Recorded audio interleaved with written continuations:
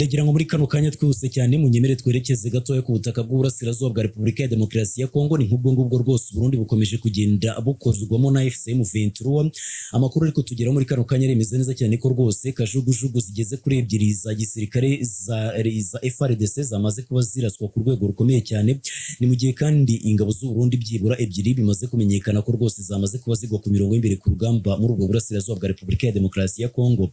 Biragendana nuko rwose ari imikwabo ikomeye cyane yakozwe na FCM23 ndetse na twirwaneho byifatanyije ni mu gukomeza guhangana na FARDC ndetse n'ingabo z'u Burundi ni mu ntara ya Kivu y'Amajyepfo, ariko kandi bikanagendana no ko rwose bahanganye na kajugujugu ebyiri za gisirikare za leta ya Repubulika ya Demokarasi ya Congo zari ziri gukoreshwa ku mirongo y'imbere y'urugamba, ibyaje gutuma rwose igisirikare cya leta ya Repubulika ya Demokarasi ya Congo izo kajugujugu ebyiri zose kizihomba zigaturika, ndetse n'ubundi abasirikare b'u Burundi bakomeje kugenda bagwa muri iyi mirwano. Ndetse hari n'amakuru avuga ko rwose ngo n'abandi basirikare b'Ububirigi nabo ngo bageze kuri babiri nabo ngo bashobora kuba baguye muri iyi mirwano. Turakomeza kugenda tubivaye muzini muzingo 5 muri iyi nkuru yacu. Reba hasi yanditse subscribe, na amakuru agiye atandukanye uzakomeza kugenda abonera ku gihe 5/5. Ni amakuru aturuka aho ngaho aravuga ko rwose nyuma y'igitero cya drone humvikanye iturika rihambaye kuri uyu munsi ni mu mujyi wa Baraka uherereye muri Kivu y'Amajyepfo. Nk'uko amakuru atandukanye yakomeza kugenda agera kuri Kivu Morning Post akomeza kugenda bivuga ngo ni drone ya gisirikare yateye inkambi y'ingabo z'Abarundi iherereye mu gace ka Mushimbaki ni mu mujyi wa Baraka. Sosiyete yaho yatangarije Kivu Morning Post ko ibisasu bibiri bya bombe byaturikiye muri ako gace ka Mushimbake.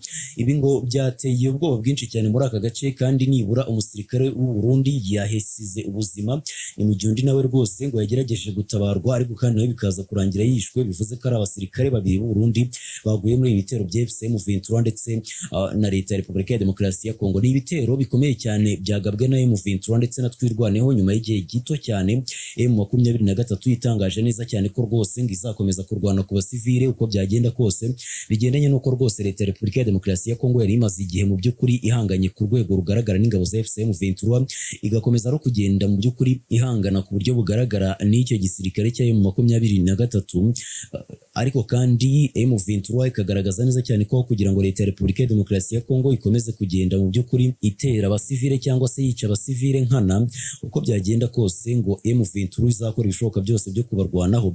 Nibyo rero byamaze kuba bishyirwa mu bikorwa. M23 yarashe ku rwego rukomeye cyane, irasana imbaraga ku buryo yahombeje kajugujugu ebyiri za leta ya Repubulika ya Demokarasi ya Congo, ariko kandi abandi Barundi bo rwose ngo bakaba bamaze kuba bapfa, ndetse n'abandi biravugwa ko hari benshi bakomeretse muri ibitero bikomeye by'igisirikare cya leta ya Repubulika ya Demokarasi ya Congo. Ni amakuru amenyekanye muri iki gitondo cy'itariki ya 2 z'ukwezi kwa 7 umwaka wa 2026, akaba ari amakuru mu by'ukuri atugira aturuka kuri ubwo butaka bw'uburasirazuba bwa Repubulika ya Demokarasi ya Congo. Nk'uko mubyumvise ni inkuru ndi gukesha igitangazamakuru gikunze kubogamira cyane ku ruhande rwa leta ya Repubulika ya Demokarasi ya Congo cyitwa Kivu Morning Post.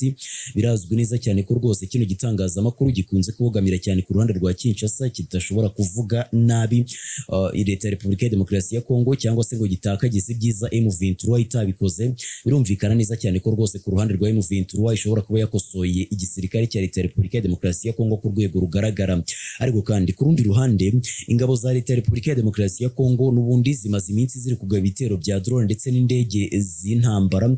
Ni ibitero bikomeje kugabwa muri Kivu y'Amajyepfo, cyane cyane muri teritwari ya Minembwe, aho rwose bakomeje kugenda bahangana ku rwego rukomeye cyane n'abasivile, ariko kandi bikanarenga imbaraga za gisirikare ndetse n'imbaraga zo gushaka kwigarurira icyo gice cya Minembwe, ahubwo bikarenga imbaraga izo arizo zose bikajya mu mbaraga za politike, bigendanye n'uko rwose ako gace gatuwe n'abanyamurenge gusa, ndetse bikaba binagendana n'uko rwose leta ya Repubulika ya Demokarasi ya Congo yumva ko abanyamurenge ari abanyarwanda atari abanyekongo. Akaba ariyo mpamvu nyamukuru yonyine ituma rwose ngo ishaka gufata teritwari ya Minembwe ugereranyije n'izindi mpamvu zose.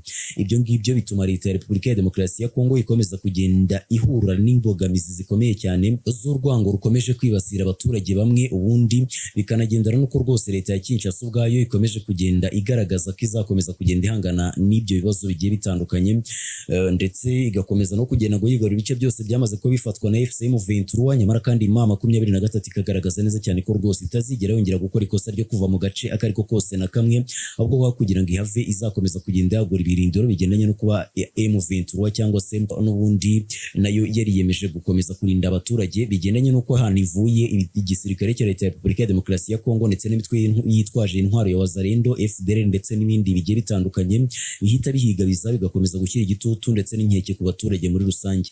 Ariko kandi ku bigendanye no gukomeza kurwana ku baturage, M23 yatangaje ko rwose uko byagenda kose izakomeza gukora ibishoboka byose igakomeza guhangana ku buryo bugaragara n'igisirikare cya leta ya Repubulika ya Demokarasi ya Kongo. Ibyo ngibyo rwose byamaze kuba byisobanura neza cyane, aho rwose M23 ubwayo yahise ikora ibishoboka byose ikagaragaza imbaraga nyinshi cyane ku mirongo y'imbere y'urugamba n'ubundi muri rusange.